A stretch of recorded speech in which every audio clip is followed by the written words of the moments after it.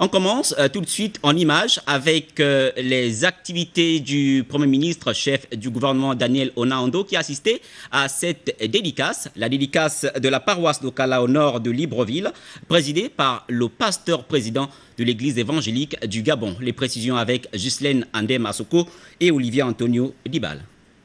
Né des cendres depuis 1992, le sanctuaire d'Okala a toute une histoire. 22 ans après l'accomplissement de la parole, le temple est là. C'est-à-dire que la patience a un coût. La communauté chrétienne de l'église évangélique du Gabon peut le témoigner aujourd'hui avec la consécration de la maison de prière d'Okala à Dieu. Invité à cette manifestation qu'officiait le révérend pasteur président Jean-Jacques Ndong-Ekwage, le premier ministre chef du gouvernement, professeur Daniel Onaondo, et sa chère épouse, en leur qualité de chrétiens d'obédience protestante, partenaires du dit clergé.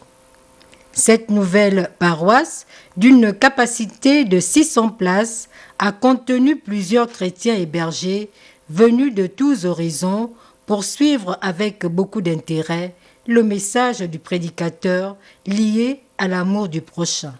C'est au nom de Dieu que Dieu nous utilise pour édifier une maison en son nom. Nous dédions tout à Dieu. Et dans cette maison, seule la parole de Dieu doit être entendue. La parole qui rassemble, la parole qui aime. Il n'a pas été question d'écouter ici, lorsque nous venions tous de procéder à la dédicace, que dans cette maison, il y aura la grêle, que dans cette maison, il y aura des injures, que dans cette maison, il y aura la médisance, que dans cette maison, il y aura la haine, que dans cette maison, il y aura toutes sortes de choses qui ne contribuent pas à l'amour et à la présence de Dieu.